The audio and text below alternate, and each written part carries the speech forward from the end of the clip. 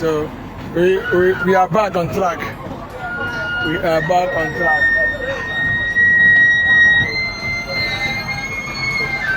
We are back on track. This is we are flying our camera, live streaming from People's Road.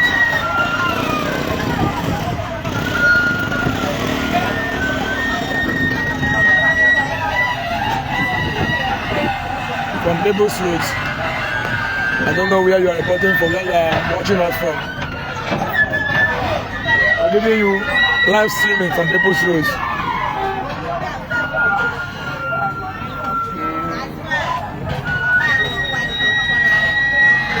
Everybody, please welcome. I hope the live streaming is clear and audible and visible.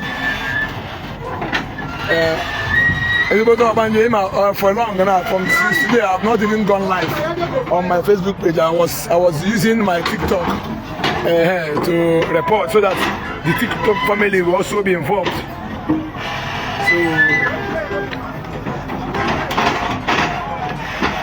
So for now, so I get to the Facebook. I really can't do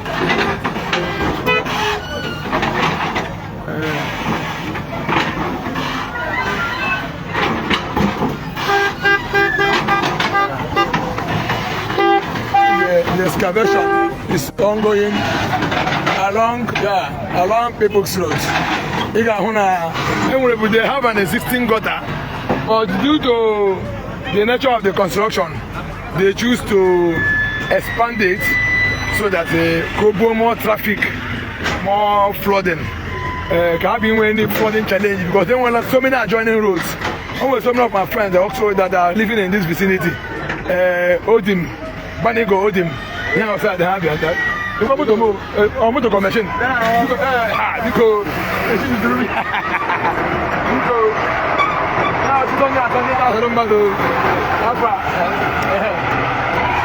yes, yeah, thank you.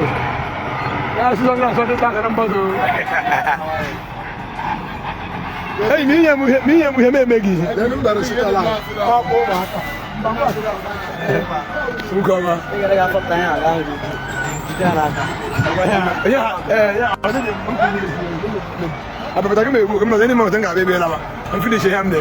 So, Rose and I hand out to the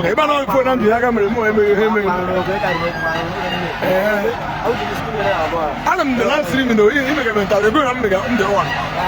So what we are saying in essence, so that's the reason of the expansion, so that I can construct another fresh drainage. That fresh drainage will be bigger than what we are seeing right now. You can see that so many youths are out there dragging rods because of there's a lot of money to make in it. So our own is just to give you situation reports, information as they play out all over Abia University and Christian College. Road wire.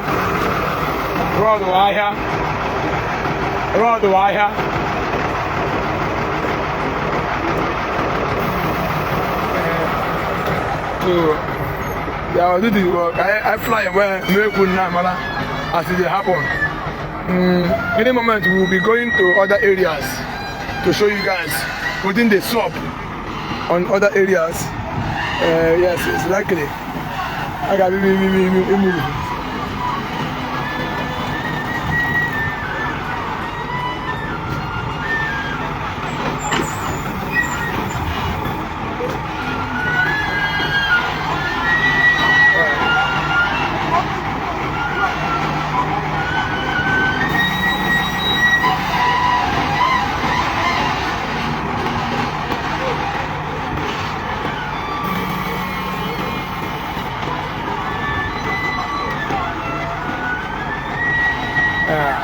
There were some issues I have here. My brother Abraham, you go there. If I told the make a hand, so if you see these people are dragging iron, you could shame. I'm telling you, it's too much. Mamna's normal level of hunger in the land. I don't know. I need to go, but there's some place I can't do. I remember where. And as a celebrity, celebrity in AG, I can't like road. I'm an Apple. So, even this covered in all of them will be demolished just because of entrance people's street. Yeah, for now. So, they will demolish all of them. They will bring all of them down. They will make bigger culverts. So, for now, they need to come up with I got the post. There's no way you can be able to do that right now. Because now, fresh design, new design. Can't name it. I won't get about them back. New design of eventually everything. The street, everything about it is being redesigned.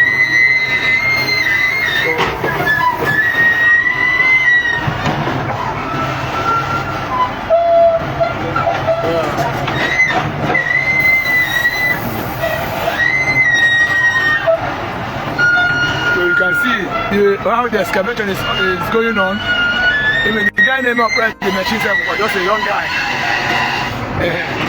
Just a young guy, yeah. That's doing all this. Come on. Yeah.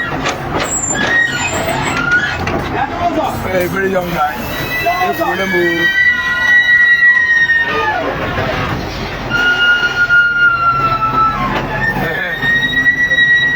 Operator, the little number. That's all. Chicken. Yeah. How's the good operator? A young guy, you will have it. Hey, you know, we put another guy on. I got to reach. You do not go have a lot of you want to drive. How are you? I don't like it. This is what do you like that? What do you like that? The way you know my former girlfriend. You're lying. If I had you, then you know how it is. So, yeah, welcome now. Hey, let go. Okay. You have bag. My hand, you have to go. You are here, you see who that. I will see. I will go back.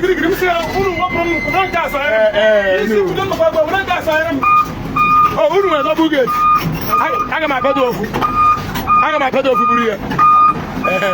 So, another guy, I will already pack my bike. On the ship. That's so.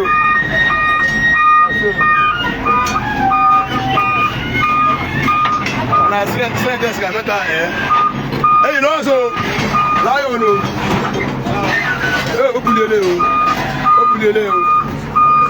Let me see more because I can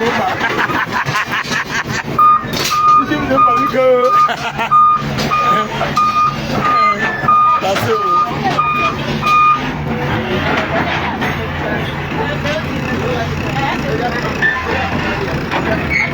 Quite a little disappointed. When I in the job, or that I am not there. Driver.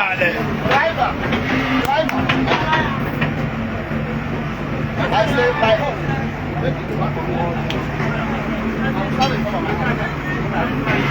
I don't PR. But I don't understand. So, you know, the man is a kind of thing. Mama, who is a bit more than a good artist, in the cover. See, all that fire. You can't go out. Hey, I get you maybe over. I have on the book inside. Who will kill me now?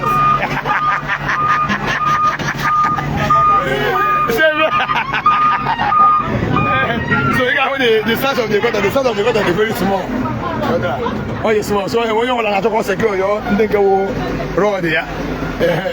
When you want to secure, and think you won't care. And they see the gate. The comfort hand is Abata. onwe ihu a na-eji chere gwara akwụkwọ ụzọ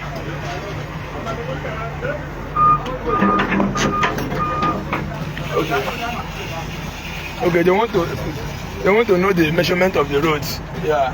From the size. Okay, she don't ever I want to know the actual measurement of the road. Let them know where the drainage will fall in, the size of the thing. Ben Chibodo, for the federal road, please, we need to work that road with anything we have. That's what we're waiting for criminal federal government to come. Yeah, I will soon be there. Yes, I'll soon be there. So, massive. Which means not a good motor. What my email from unless the motor knows they're good. Yes, and they go widen this place. They can't be able to drive out.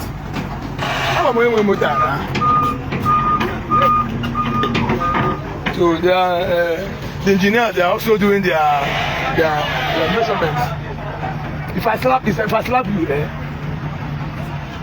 they're also doing their road measurements.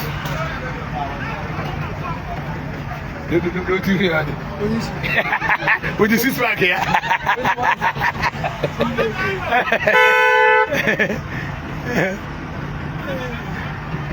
So the engineer will also discussing with the excavator operator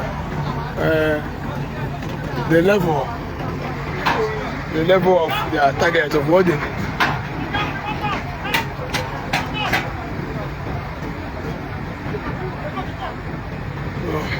So now I got to go indoors. Already easy. We have born a lot of data here, and this very work. Why you again? Hello, Steven. No, I'm not seeing you, sir. So, if you there outside the road, they say I know they capture you. Why I don't go capture you? Did I see you inside your house? So, at least we are okay for now.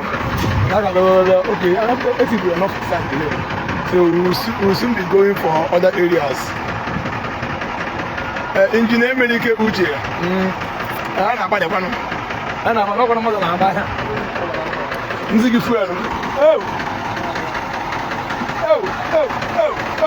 Only she got that blue also. Don't go on get that so go on really. Now I'm no. I'm seeing she herself, she lady him now. Yo, Jesus Christ. She all the no blue got also. Here go to 50,000. What you going on? Wow! You hey, big meat, pork meat, yeah. Yeah.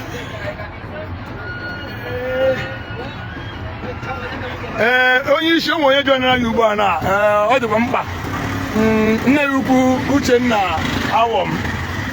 Thank you, I know your name. Na you work with our distinguished senator. Always something more that I thank God for even joining us. Always something more that I needed to also point out. Some of this place we are amateur.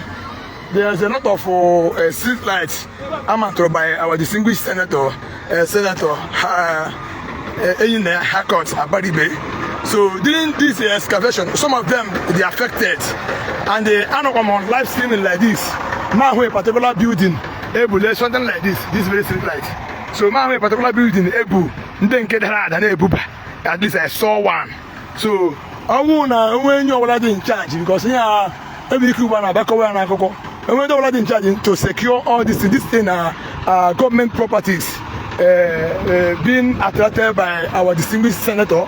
So I won't know we didn't get important or please indicate. You can also send me a message. When they didn't charge I will tell them we have to. This is this building number 100 People's Road.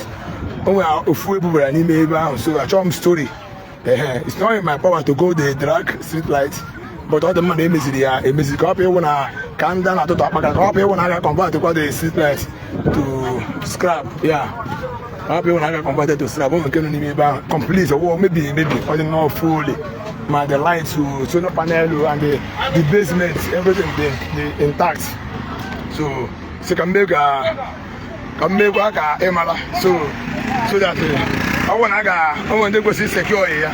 But it's not in my pocket drag away from my own album small size for them that come away. Still no bathroom. So so that's it. Yeah, thank you, sir. Thank you. Come see, I've shown you what the possible say. Come go rebono. Probably come now to Joe. Come go rebono. See what here. Because some of them, him hand now to come on your hand, I'm being watchful, so they shouldn't joke with it. Yes, they shouldn't joke with it. So let me show you. I'm going to go see here. What I'm the show. Let me here. Here, see.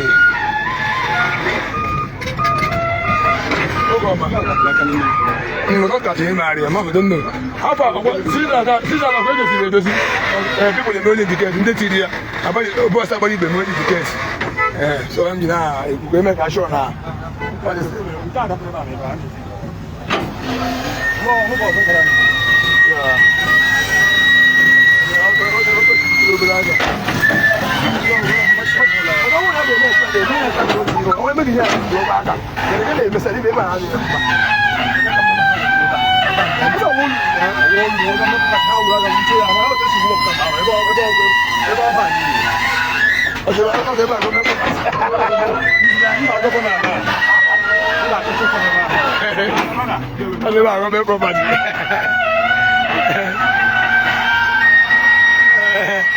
So, I've already shown you where the sleep at the X. I won't be a party to that. I'm not sure but I was going to so every day I made it for the masses. Only they can not know down at baby. I thought I know that because the delivery have been condemned. You only pick it around. Only can't worry your own, but I was going to see that they make on a challenge the man. I won't support that. Yeah. Thank you, sir. More or less, I'm not them. I'm not going to my Kepukepu name which I didn't like Kepukepu, but they did not 100 to buy. When the right move and get them back. Oh, that's what they ask you. Do not take impromptu action so that you will not regret later. Sometimes somebody might do something wrong for you, but before you take that drastic action, you have to look inwards. The respect the person has for you, or look inwards to see the other better side of what he have done previously. His respect to you might outnumber his immediate offense. Some of us are now that is simple English. Yeah, I'm not perfect. We go with my name, but don't give them name. Before I got George, I'm a plan. Maybe my plan. Maybe Kwamishi. May one of us a man or say, I'm the meta money, but I'm thinking. I don't need to be told that I'm a material in this very state. I'm trying my best. Yes, and I want information energy that we can be letting out in the public. Yes, we have information that we are handling. Since back in each other working on the table, we got a roundabout in Naro. The roundabout.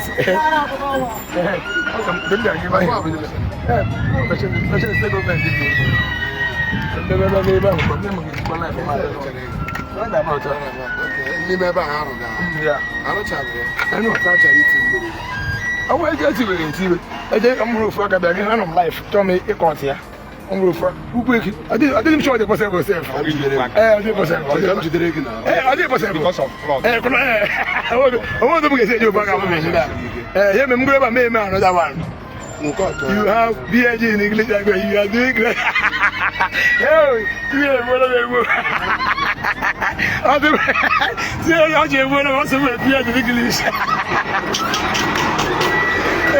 Can I do them now? Good to me. So, English absolutely well. No, I'm going to go. Let me tell you guys, I read psychology of learning the human perspective. That's why I apply leniency in all my audits. There's a way to manage public. On that easy. So I'm getting another video on our roundabouts. Yeah, I'm getting another video. Give me you here, Naka. Go to roundabout. I don't know how machine. My machine we particulars. We plate number. I don't know if we are na mala pro league. I'm not sure we about. For a big job, pay for you. That meeting. All of us. Yeah. So my brother. Yo, I just. Yeah, no, I'm enjoying that. You have my camera. About you wanna go see me. About you already, if you got to him, someone have already called me an online beggar. So, can you think I got them? Maybe but I'm not going to say from him, made him madam. If I may beggar on a woo, what are you thinking? Somebody don't need me. How we should do this again? And then, somebody need me. I'm not going to do. So, come back. Help the body. Whoa. Oh, you should be able to know. I want them down here. And I'm here. Good night here. I don't return. No, I need to go. No, sir.